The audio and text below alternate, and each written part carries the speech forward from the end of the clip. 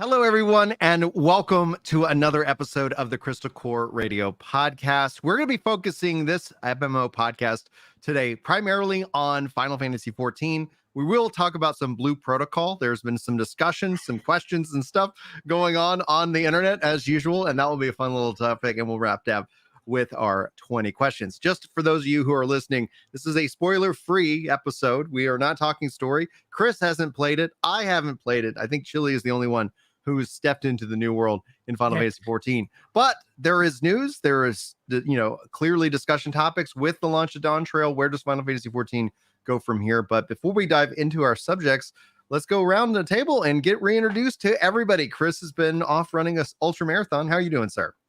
I'm a little worse for wear. I plan on coming back and playing hard. I don't know why I thought I could go run 50 miles and then come back and just live my life. I booked a haircut for 8:45 the morning after I got back. I had like car stuff that needed to get taken care of this week. And I thought, oh, there'll be an expansion. I'll come back. I'll stream. I'll be great. No, I'll come back and I'll put my ankle in ice and elevate it every night, 20 minutes on, 20 minutes off. No. I've watched a lot of crappy movies. That's it. No, it has not been a productive week in any way whatsoever. I played some Rocket League. That was about the level of gaming that I could do this week. Yeah, that's a pretty that's the time commitment. We just talked about time commitment in the pre-show, whatever this is. I like when Philip DeFranco does that. He gets so into a story that he ends up running the intro in the middle of the show. I like it. It feels authentic. He's like, I can't wait. I'll slap you with the monkey later. I appreciate it, but I personally, I was like, if you want to go play like 20 minutes of 14 till you dice your ankle again, go do that. And it's like, I don't even want to boot the game up if 20 minutes is what I have. Yeah. Don't want to do it. Chili, how's it going, sir? Pretty good, thank you. I have beaten the MSQ. I have got Pictomancer to 100, and I'm currently working on Viper. I got my Gathers to 100 as well. That was, it's been a productive week, and I'm also working on the review. So yeah, I had fun. I streamed all of it. So yeah, it's all online. I enjoyed every minute of the expansion. That's awesome to hear, dude. I've really enjoyed playing it as well. So for those of you who aren't aware, I'm not stepping into the story until I hit my weight goal. My next official weigh-in is here on the 12th. So I'm looking forward to seeing how much hopeful progress that I've made towards said goal. But I've been leveling up Pictomancer. Viper put out the Pictomancer controller guide, working on the Viper controller guide now. I got a kid knocking on the door because that's just the way it is here. Situational disability knocking at the door. It's been an absolute blast. The game feels like incredibly smooth. And I thought the launch in and of itself went over incredibly well. Why don't you guys take it over here and I'm going to just check on the kiddo. I'll take a little brief aside here. Midnight 64 back at the game, enjoying it. What I can say is there were a lot of things about like the skill combos. I haven't been in the game yet that we thought were wildly exaggerated. This was not at all what the devs intended when they said that. Right. They did not. It wasn't honestly that much of a change, and it was opt in, opt out, and it wasn't. I think they showed, hey, there's some times where you very rarely use this button and you very rarely use this button, and we're going to kind of just make them one and the same. And be like, oh my gosh, the 1, 2, 3 combo is just going to be the A button, and I'm just going to push the A button over and over, and it's going to do my whole combo. And so initially the narrative skewed that far, and I think we pulled back from it a little bit. So I don't know kind of where you hopped on that information train, but I don't think we ever got back to what the devs originally said. I think we were still somewhere in the land of misinterpretation. It was also It was also a translation issue. A lot of people took the original translation and ran with it because it wasn't until it was remembered and realized that they kind of said it a little bit wrong after the event that then people started knowing. But if you weren't paying attention to after the event, then you won't know that. Like you have to be really in the community. Like if you're just a casual player, you might not have been paying enough attention to know that they changed what they meant after the event itself. Though you talk about that, but Pictomancer itself has all of its buttons of it's one spell rotates through the whole rotation. That's what I was going to say. Rotates through I think it's a mix of both. I like when we look at what we've seen with Pictomancer and Viper, just like both of these two new jobs, I feel like it echoes the skill replacement even more so. It just doesn't give you the choice to separate out those spells under their own buttons. And I actually am wondering, is this a foretelling sign of the changes that we might see going forward to other jobs in 8.0? Because I tell you, it feels so good to play Picto. It feels so good to play Viper. I love how that works, and especially as a controller player, it also gets away from the fear of this isn't going to be a one button press to win everything rotation. I don't just slam on the A button and call it a day. There's enough going on that it does actually feel way more enjoyable. And the thing I like about it for these two new jobs is Pictomancer has all of the elements. They have every element. So for me, that feels more closer to what I wish Black Mage was. But what it does is that as you play it, you have like as the game also ages from here, I do think that you're not going to have to see Pictomancer have their skills condensed. They're not going to have so many prune skills, or hopefully no prune skills at all, unless the game truly would call for that. And thus, I wonder if we'll see them start to refresh the older jobs now that people have got to go hands-on with it, and they're not going to have that base initial fear of, oh my gosh, Black Mage is just going to be a one-button rotation. No, it's going to be Black Mage has a natural rotation, and then you can do other, you do other things, and it ends up, I think they did a really good job with that. I agree with everything about that except for the one thing with Pictomancer. I think it fits. It's great on controller, and it's even as it is, it's still good. Yeah. But my main issue is the hammer button. I will completely continue complaining about this button because it's really frustrating. Basically, you have to draw your hammer with the canvas, and then you press a button, which then turns it into a stamp. And then once you've turned it into a stamp, then you can attack with it. That is three separate buttons. 3 buttons to do the one thing. Three buttons for the I one do action. agree with that. You and I actually were talking like in Discord and others. I do think there's still some efficiencies that can be gained with that. And that would be one example of something that if they brought that in, that would be freaking really cool in my mind. Because yes, you press, the draw the hammer or the weapon button, the hammer button, and then now you can attack with it, which you can then use it 3 times. So you end up pressing it, 3 times, which the animation and the design of it both is comical and fun. And that's the most surprising thing, because everything we saw from the marketing of Pictomancer and their displays made me think like, I might not enjoy this. It just seems like it's going to be a little bit silly. The sound effects of the magic, like I was like, is that going to be annoying? Turns out, no, it actually really works well, all put together. It's nice to hear mixed reviews on it. I always get worried that they're going to make one job so fun to play that that's all we're going to have, and we're not going to be able to have lobbies. But in reality, every time it's like everybody tries it.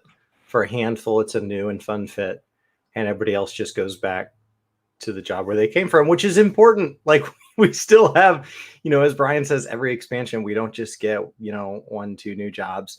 We get all new jobs. Like, a lot of jobs get minor updates. A few jobs get major updates. And in the context of new content, we end up with what feels like, hopefully, at least a little bit of a new experience for everybody, not just the Pictomancer and Viper. I want to bring up the Viper because Zoila points this out, I think, incredibly well. So I agree with her review about not playing Viper because it felt like you're just kind of pressing the only one button. This is so true in older content as well. Like, one of the things I feel that Viper really struggles with is in any content where you're sub level 60 and it's just press one button, press this other button, press, like it feels so tame. And that's where my personal hope is that we get to see them, shift and redesign maybe some of that earlier game, or fix the level sync system altogether. I think if they said the level sync system, like you are in Zadnor, you have those, like the skills, we're not going to take them away from you. I think that would be something that could offset that boring feeling of, hey, I'm now level synced to level 50, and I really is there an other things I can do. There's a mount for all 100, but I don't think everyone's reached 100 yet. No, if somebody's reached 100 on if someone's Omni 100 and it's been a week since the game's out, like that person, is insane. I don't know. It took me 7 hours to get from 80 to 100. Mhm. Like if you got a healer friend, there's a huge chance you could probably get a bash maybe 3 or 4 jobs a day if you really grind it at it. Like I can see how people could easily reach 100 if they wanted to by now. If they really no lifed, Math just checks out. grinded to 100. Like It just sounds. Math checks out. That Math just checks sounds out. brutal. It sounds brutal. like if you're all starting at 90, if everyone Yeah. is starting at 90, like I don't see how it's too difficult for people to get everything to 100. I mean, We're not talking. they haven't like lingered through the story at the same time, but they could be Omni. Yeah. And there are people that play this game other than story, so like there absolutely could be an Omni out there. I don't know that there is, but there could be. Yeah, well, it's gonna be interesting because Cosmos on Twitch says Summoner didn't get anything. Summoner got the biggest rework, last expansion with Endwalker. So I wasn't expecting before that too. No, it's the Endwalker rework was the biggest one. They've biggest one. Slowly been moving further and further away from their shared Arcanist class. And I do wonder, and the reason I want to bring this up is that as we look forward to the future with 8.0, where they've already said even more bigger job changes are on the way, and they've already kind of hinted that Summoner might lose Resurrect, which is a really good way to kind of seed that expectation now, so that when they do remove it and they make the announcement, people who are like, oh yeah, they said they were going to do that 2 years ago, checks out, versus then, there will be a reaction no matter what, saying like, I can't believe they're removing it. And then you have the people who are in the know come in and say, oh, but they've been talking about this. It's gonna be okay. It's gonna be okay. So I do wonder if we'll finally see them pull that trigger. And that's where, when it comes down to the jobs, like, are we reaching a level of job, identity that would then be something where you would just have a copy paste? Like, could they have added another tanker healer in this expansion and it feel unique? What do y'all think?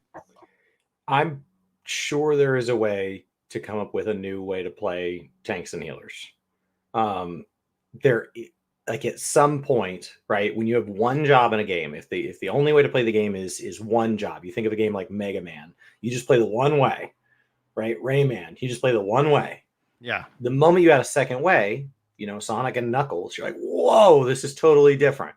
Right. Every additional job after that, it just gets spread a little more thin and a little more thin and a little more thin. So like, I don't know if there's like a magical at 20 jobs, the game feels like crap, but at 19, it feels amazing. Like, I don't know that it's that, like, that there's that thin of a line. Right. But I do think we are going to just slowly approach fatigue. And it's like, oh, so now because we have to get through the content. So you can't have a job that's so unique that it's like, oh, when that job's in my party, the content's really easy. And when that job's not there, it's impossible. Like, you can't have a job that truly sits outside of all the others. Pictomancer right now until the nerfs. Seriously, Pictomancer is stupidly overpowered in AoE. Oh yeah, it is. Like, until it's going to get nerfed so hard. Like, you can walk in and the tanks can't keep back. Tanks can't even start getting aggro because you walk in with like 1,300 potency. Yeah. Then follow up with 880 potency, and then you do another 1,000 potency. And then with sustain that's going to carry into Savage. I don't know. I would say no, not really. Okay, so it just kind of has this great opener, and then it has great Abacus after and then that. It slows down a little bit, and then you can burst up again. Yeah, it's like, honestly a absolute joy to play. Like, it has been so fun to play the Pictomancer, and I love how all these things work together. And I'm gonna keep playing on the Picto. They've had bursty classes like that in WoW. It doesn't break anything. I mean, they start out strong, or they hit these brief burst windows, and they do amazing things. But depending on the boss encounter, sometimes you're like, wow, that's really good, and other times you're like, okay, do as much damage you can for 2 minutes. It's like, for 2 minutes, I can't do anything for 2 minutes. Yeah, it's going to be interesting to see like how it plays out and what does change. I think it's smart always when they introduce a new job to make it like overpowered on purpose. Okay. On purpose, so that the excitement is there, because I think the opposite is actually the worst case scenario, where, hey, we developed this new job and people are like, this sucks. It's not like, it's not fun. It's weak. Why did you waste all this time? And when it's just a numbers game and adjustment. So I think you end up coming in strong. It's the new job. People are excited about playing it. Oh, wow, this is OP. and then you get, I've seen more avocation, just like Chili and I both agreed. Yeah, the job's overpowered. It's definitely getting a nerf. So it automatically builds in that expectation. You're like, there's no way they're going to keep it this powerful for long. It's just, I think it's always kind of a fun way to introduce a job. Cool. So then job the balance, follow-up. I'm sure I have not clicked on any videos. They're starting to show up in my feed. Yeah. There's an angry Xeno face pointing at what appears to be some sort of damage meter with tanks. So I'm sure the discussion has started. Yeah. Well, So yeah, then they've already come out saying the fact that tanks are getting buffed because they can't keep hate. That's come out as an actual lodestone post that tanks are having to get buffed because of it. Yeah. By the way, talking about videos, Brian, you'll be proud of me. I've edited and cut up all my playthrough, and it'll go on YouTube over time. I'm so proud of you, dude. So, Thanks for doing that. It's so important for your discoverability. Also, you hit your goal, right, of 1,200 Yeah. followers before Dawntrail? Yeah. Yeah, we hit Oh, that's 1,200 followers before Dawntrail, which was nice. So thank phenomenal. you, everyone, for supporting us. That's awesome, dude. So proud of you on that one. On kind of to pivot a little bit back to what we're talking about with the 8.0 jobs, would you guys be interested more in a system that redefines and kind of relooks at the current job system, where we do not get new jobs introduced in 8.0, but rather just like they did with the summoner, just like we've seen them do with machinist, where they go in and say, let's evaluate the full identity and more as an option, for an expansion? Would that be well received? Would it be something where a trade-off where you say one new job and we're going to invest more into that system? Because I did see in chat one thing talking about from the interviews, MTGSWT says that other content creators had discussions with the HGP at the media tour and said that unofficially they are actually looking at the level sync system. So that gets me excited. Go ahead. Yeah, he's continually said that he's looking at it. They just don't have a concrete plan about how to make it better. It's just a constant reevaluation. It's something they've said. They said it back when they were reworking things going into the last expansion. So I think it's just a complex problem to solve. You don't want to just delete it because it's the reason we have old ultimates. It's the reason we have old savages. It's the reason that your friend picking up the game right now and they go through an MSQ dungeon and we can all easily join them and it doesn't feel too silly for them. When you start to move into some of the other alternative methods, like the method that World of Warcraft uses, it has its own pros, but it has some very big cons that would drastically change the way we experience Final Fantasy. So it's a bummer that our jobs don't feel good synced, but in trade for that, we get so much back. I think it's just really hard for them to want to kind of reach into a moving engine and adjust some things. Yeah. What do you think, Chili? I think they're going to work it into the fact that they've been starting to move more actions and abilities to traits. So what they might do is maybe make it so that you got some lower level, you gain the abilities lower, but then they're going to turn the actions into traits so that you're going to have you're going to get the abilities lower level, but then you're going to get more traits later on, which will increase the potencies. So you'll have a skill at level 20, but it might have 80 potency versus the 120 potency. And then at level 40, when you would normally get the skill, you would then get the trait, then boost it from 80 to 120.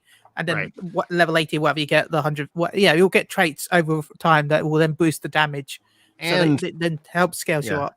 And we've also seen them use traits to say, this skill now, based off of a condition, can turn into another skill. So that's what we see a lot, where if you go look at the Viper and you go look at the Pictomancer, there is it feels like a page and a half worth of unassignable skills.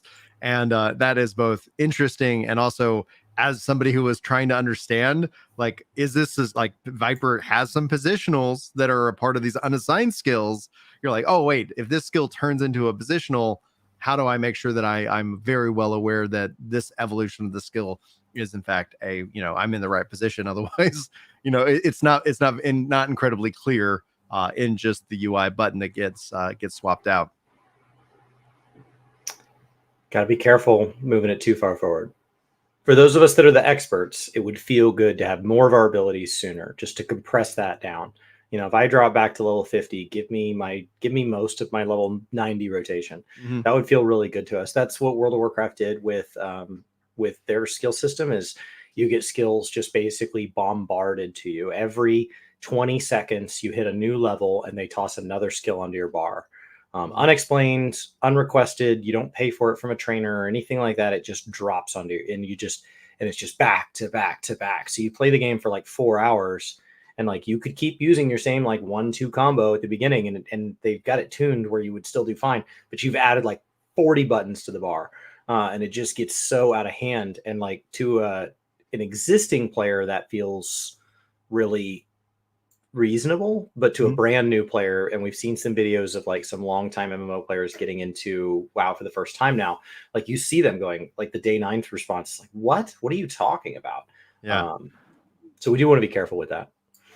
So I agree. You don't want to. Yeah. Sorry, I agree. please. You don't want to have too many buttons, but you want to make sure that like they have.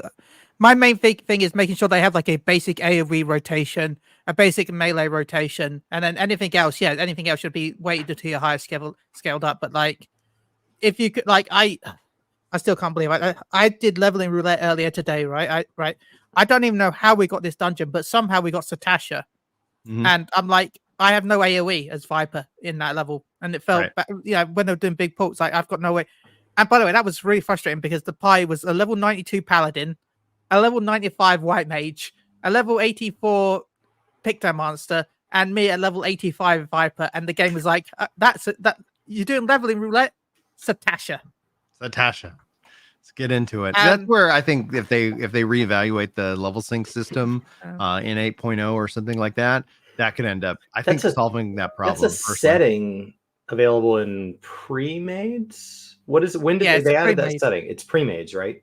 That allow you to avoid getting any dungeon that's more than 3 levels lower than the lowest person. 7 levels. I think it's 7 levels. Okay. I knew there was. No worries. I think it's 7. Okay. But it's only pre-mades. Only pre-mades. All right. Let's go ahead and talk about kind of the launch of the game. We actually have some news that's about the game. If anybody's been playing on Xbox, which this actually has happened to me numerous times, it's not like I haven't felt angry by it, because if anybody remembers back to Endwalker, like I was unable to play because of the server queue times and the kicking out of the server queue. Here, with all the new data centers, with all the new cloud-based servers, we haven't seen massive amounts of queue time. So when the game has locked up and frozen, when playing on an Xbox, it's not devastating. It's like, okay, well, I'll just close out of the app and come back in and continue on where I was. But it looks like Yoshi P is going to be granting some additional game time, this is pretty standard for them to do. And it's glad to see them make that change. But I'd like to talk to you guys now about the overall reception of the expansion. Clearly, this is a different vibe than what we saw with Endwalker, and that's just because of real world events and the conclusion of a story, where this is kind of kicking off a new story. How do you guys feel the overall response and vibe of this expansion has been so far? I've tried not to click on anything because I don't want spoilers, but I have not been in an internet blackout, so I have seen like some charts posted, and anything that shows up in people's thumbnails. I see all the titles. I've seen some general sentiment. Sounds like from a distance, I hear the dull roar over on the other side of the hill there, that the login stuff has been, there's no Raubon type moment. Yeah. This is the beginning of the next saga or whatever. They've not called it the same thing. They've not called it this. They've not said this is another story arc to match or mimic the first one, but it is the start. And like, so I have to assume you guys can tell me if I'm wrong, but I assume there's some people that are let down that it doesn't have the same emotional resonance that the finale of Endwalker did, or that the sheer buildup of Shadowbringers did. I assume that it's not matching that. So my guess would be mixed feelings. So I'm just putting a guess out there, and I'm gonna have to listen here because I haven't consumed. But yeah, I don't want to talk too much. I don't want to talk too much because, again, if I talk too much, I could go into some accidental spoiler territory when I don't want to spoil anything, because of the subject in hand, I could accidentally spoil something. So I don't want to talk too much in it. But I have seen like a lot of disappointment on social media, which is a shame. I personally enjoyed it. I really enjoyed this expansion. I can't wait till I can talk more about why I enjoyed it. But like I've seen a lot of disappointment from voice acting issues to like just overall general, just the expansion itself. I'll admit there is one area that is the voice acting is questionable at best. If I wanted to consume this game all before next Friday, just within buckets, is this a 30 to 40 hour experience, a 40 to 60 hour experience, or a 100-hour experience? I would say 25 to 30. I think it took us 25 to 30 hours. Okay. So pretty typical. I mean, most of them have been in that, like, Mm-hmm. if you drift off to do some leveling and stuff, you should have roughly a 40-hour experience to kind of complete the MSQ, because you probably did a couple other things along the way. Yeah, I would say 40 hours, because we, as I said, I say our story is about 25 to 30, but of course I say leveled Pictomancer, which I did before that, and that was like 7. Right. That was about 8 hours, I think it was, to level from 80 to 90. Okay. Taking my time, just doing different roulettes and stuff like that, not like optimizing it like some people would have. That's my plan. So, yeah. See if I can consume it in a week. Obviously it's we've seen the standard kind of fare like online where avoiding spoilers and stories, so it kind of feels generally like the typical Final Fantasy 14 launch reaction of everything gets quiet. It's like, all right, we're all gonna be heads down and focus in on it, and then as people finish the story, they're like, oh, I can finally enter back into the online world and discourse without that fear of having the story spoiled. So I get that aspect. I do think the other aspect of it, which I like, nothing was surprising in regards to the its reception and whether people are enjoying the story or not. It's just that Dawntrail is a whole different tone from what Endwalker was, concluding both the story of the Heidelin Zodiac saga, but also kind of this culmination of them, 1.0 all the way to the end, of them rebuilding and building up the game and having it, swell in popularity. Before we fired up the podcast, Chili was saying that a part of the news is they have shared that this is the highest concurrent player numbers that they've had. And I asked about Endwalker. So Chili, would you mind giving us some more information about what's the difference there? Because they didn't say exactly what, but they did say the fact that it's their highest ever concurrent since A Realm Reborn.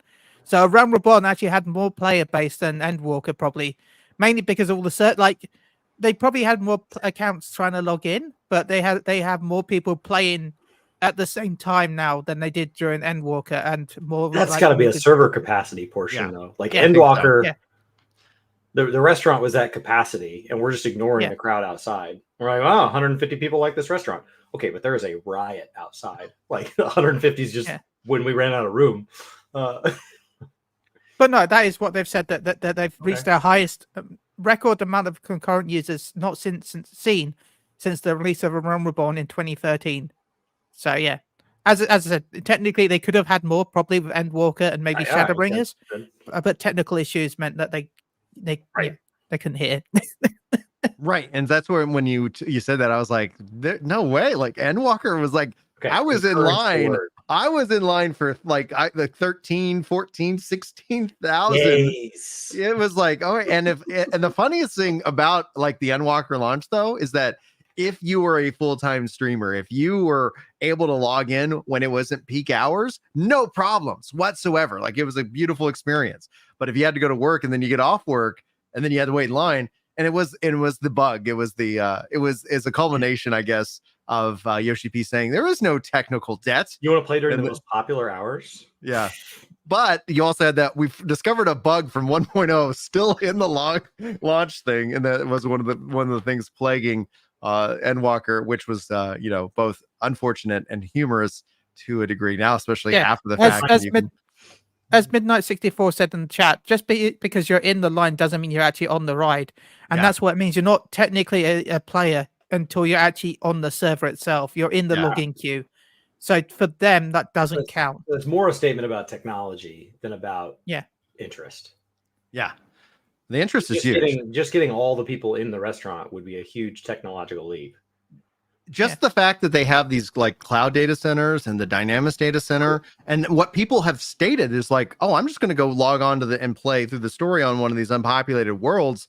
And what that's done is because people have that ability, my queue times on Sargatanis, absolutely great. Like at most I might see 1,300. And 1300 means maybe I'm waiting 30 or 40 minutes. Okay, cool. There's plenty of things that I can do in that time while I wait for the queue to pop, and that's only gotten better. Go ahead. I jumped to Dynamis for our streams because we streamed it for a long time, like, and we didn't want to have any issues. And like, I had a huge queue of 50 people. And 50 is literally like anything 50 under is the 100. minimum. Well, like I think anything under 100 is just the default. Like, okay, we're gonna just make sure so that way we handle securely the entrance into the game. Like my smoothie itself. place always says 15 minutes if you press ASAP. You can schedule the smoothie whenever you want, but it's always 15 minutes. But if you drive there, it's ready in 4. Yeah, Like, 15 is just what they assign as their default. Yeah. Just to give them some buffer. And it's the same with 50. 50 is just their minimum. I've never seen a number smaller than 50. Just seems to go instant. All right. Any other thoughts that you guys want to share on Final Fantasy 14 Dawntrail? I know, Chris, you're planning on playing it offline. I'm going to play offline because last expansion, there were some people that came in and spoiled, and like I am well after people have finished. So the maximum number of trolls is available. So we're going to go just sit out. I was going into the very last zone at Endwalker, and some people said some things. Yeah. You could always, and just as you don't have to take this advice, but you could always just stream in emote only mode. So that way, the only way that people can communicate is via your emotes. But just a thought if you wanted to have that capture reaction footage. But yeah, no pressure to do so. It, streaming is a little bit different than playing privately. Set like follow age is allowed to chat, everybody else is allowed to emote. Because I don't want certain follow age to not be right. I don't like if I say follow age can chat, then there's people who can chat, but then like everybody else that comes in can't even emote. Right. And that kind of sucks. That kind of sucks. That kind of sucks. But if you do emote only, it's like, well, and there's always, as I was talking earlier, but when I was I had to talk about story stuff, like there's always accidental spoilers as well, where someone will come in and say like, "Oh, that bit really this is my favorite part." And right. Like that's is he past the blue part? And you're like, why would you say that? Yeah. Yeah. But they don't know that. They don't understand that they're spoiled. I've done it. I've done it before. Like I've probably gone into a chat and said something by accident and realized afterwards, oh crap, that might be a spoiler. Yeah. But not really. All right. Let's jump into another subject here in the same vein, made by the people who made Final Fantasy 14. Blue Protocol as Bandai Namco's latest MMORPG-ish light game that is struggling in Japan, but is set to be published by Amazon Game Studios sometime in the future. And obviously with all of that, I think this is a subject that is being inspired by MMO Byte, who put out Blue Protocol Isn't Coming, going through the financials and more. And I thought that was just an interesting thing to discuss. Is Blue Protocol canceled? What do y'all say? The problem is the definition of canceled. If this version gets canned and then it gets rebuilt from the ground up with a new team and gets released and it doesn't at all represent whatever they've been working on internally. Yeah. We've seen this with like Diablo games where they take so long between releases that it's actually not the original game anymore. So like, does a Blue Protocol come out? Yeah, probably eventually. But I think that whichever one has been being worked on is done. Does that make sense? I don't think that's what's happening though. Like, you don't think so? You think it's just party on? I think they're going to keep working on it, and it has the potential to be another Lost Ark situation where the game Lost Ark came out, it struggled, they went and retooled and figured out, made a lot of changes. Game was out for 3 years and then, came over here. I don't know if it's going to be a 3-year gap, but go ahead, Jilly. It's a long time. I don't think we'll see it. I really feel like I as much as I looked forward to it because it was one of the games that I enjoyed the beta, I really feel like it's if Amazon was if they were still gonna be published, it would have been in one of the titles that they announced, because they even announced stuff that's unannounced in the yearly review. If you're going to announce stuff in the yearly review that is then also in the unannounced part of it's like, Yeah, Yeah. Like, we just look it at would this have been at least worded. See, Four I just don't gamers. think It it's would have this been year. worded. I just don't think it's this year because you literally we have Final Fantasy 14 in July. You have WoW in August, Throne and Liberty, which is published by Amazon in September, New World Eternum, which is set for October. Like launching an MMO in November and December just seems like the wrong move. And Final Fantasy Endwalker did that, I think, out of necessity. Yoshi P wanted to release it in the summer. And so I think if at a minimum you're looking at into the new year at this point for this game because of everything that you kind of hit on, Chili. We have not heard any news from this game. The last news we did hear though was that the closed private beta test that happened in November of last year was really well received, really successful. So I think essentially it's going to be interesting to see what happens from here. We'll see. That's 4 gamers, 4 different opinions. Everybody's somewhere different. Yeah. So fascinating. I just thought I was like, all right, well, I guess we'll see. I hope not. I really enjoyed playing it in Japan. 3 years is a long time. Oh yeah. So it's been out officially in Japan for a year. So most do they do a 2-year gap? And originally they were planning just a 6-month gap, but I think if they are going to spend some time and make the game better and we end up getting a better product, especially in the new year, then that could actually, I think, work in its favor. And we've seen that happen before as well, but who knows? We'll have to wait and see. And clearly, like the good news is there's so many other really great games to play. I think that's one of the reasons why, people have said like, oh, I haven't started Dawntrail yet because I'm still working on Elden Ring's DLC. And it's like, yeah, that checks out. Lots of really great games to play and more. Are you guys ready to get into our 20 questions for the show? Ready. All right. We got one ready. Chili, are you ready? Oh, yes, I am ready. All right. I have the game locked into the brain. I've got the wiki pulled up so that way I can officially give you guys wiki-based information. For those of you who are new or haven't been around on the podcast, we've been wrapping up the shows with 20 questions. And these guys have 20 questions that I can answer in a yes or no way, or sometimes we'll go and clarify, especially if an answer isn't as clear, and see if they can get it. And they, so far, I think I've only defeated them once. I think they've only lost one round of this with me. I'm going to say, I think this might be a little bit difficult, but we'll wait. We'll have to see how you guys feel about it. Floor is yours. Was it released before the year 2000? Yes. Great. Your move, Chili. Was it on a CD-based system? I would say it was not released on a CD-based system. I do not have any information whether if like any other re-releases were on CD. So It might no. be. I would say no. Was it published by Nintendo? No.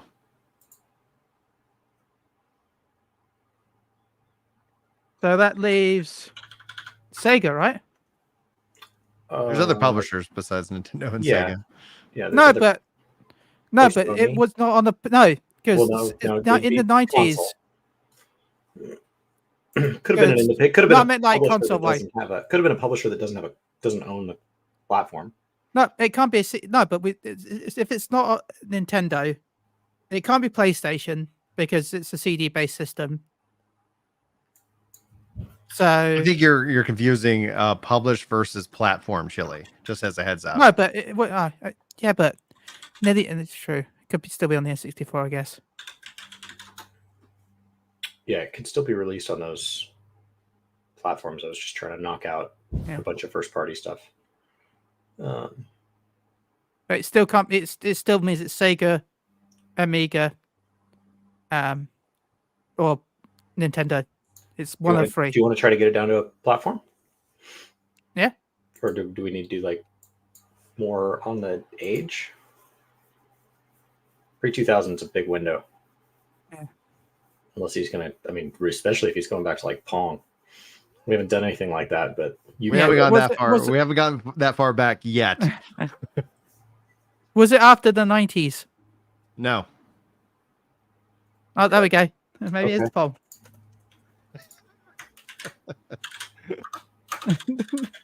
And also, for those of you watching with us live, you can feel free to guess and put in questions that you would want to ask in the chat. I will not reveal the answer until these guys either get it or miss it. So, okay. Okay, so it's from the 80s. I mean, maybe. Statistically. Yeah. I mean, how far back is he willing to go? It's not CD based, but that could have been floppy based at that point if we go back too far. Yeah. Was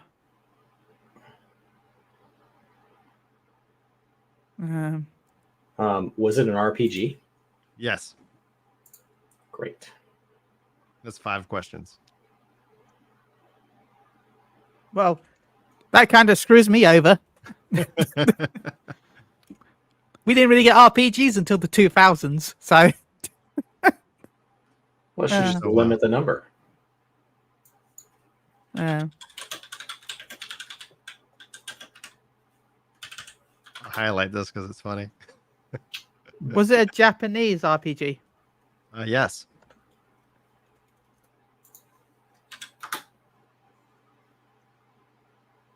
Okay. It was released before 1990. That's so far back. Because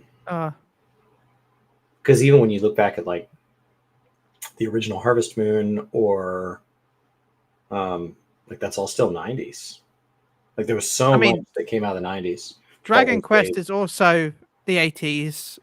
The original Final Fantasy was 1987 because it was the year I was born, which I'm the same age as Final Fantasy. But that did not. But would that have come out on CD?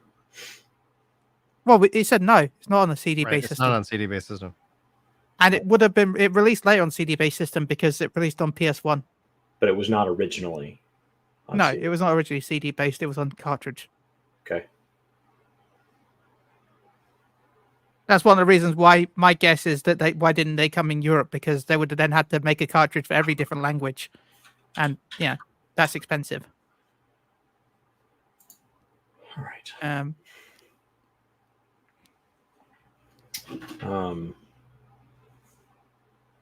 I mean, what was the original Phantasy Star released on? Since we talked about Phantasy Star today, maybe that's on Mono's brain.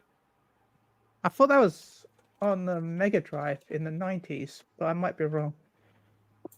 No, it's on the Master System. 1987.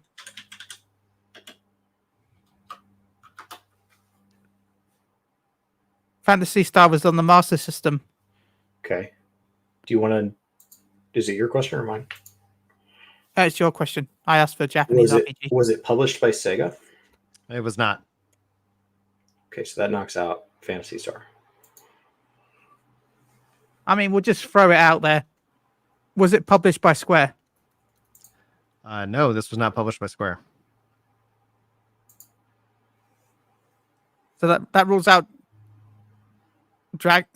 That rules out Final Fantasy. It doesn't. We still got Dragon Quest though, which would be fitting because of the whole Dragon Quest 3 HD remaster and Dragon Quest 1 and 2.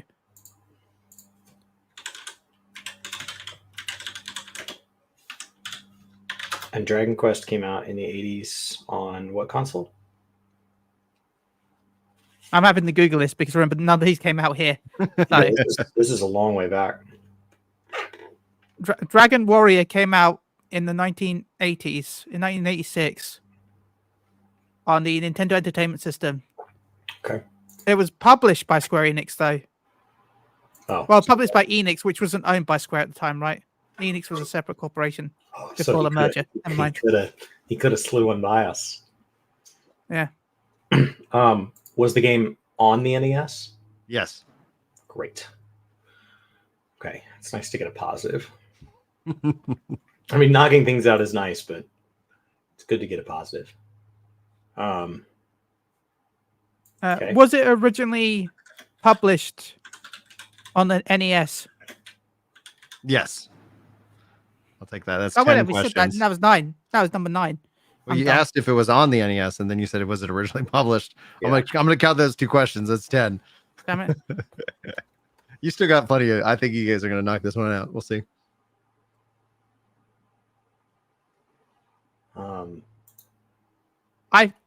I really think it's gonna. I'm tempted with Dragon Quest. You think it's Dragon Quest? Okay. Or at least he might slip us the one with the fact that he might call it something else. Though that's the thing. Though I don't want to be like, is it? It's Dragon Quest, and then find out no, he means it's Dragon Warrior, because technically that is also correct. Have there been A bit like additional games added to the franchise? Yes.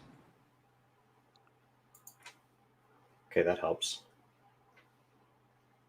Because there's a lot of random games that never came back from the 80s. Right. I mean, it seems like it has to be one of the Dragon Quest Dragon Warriors. Because if it's not,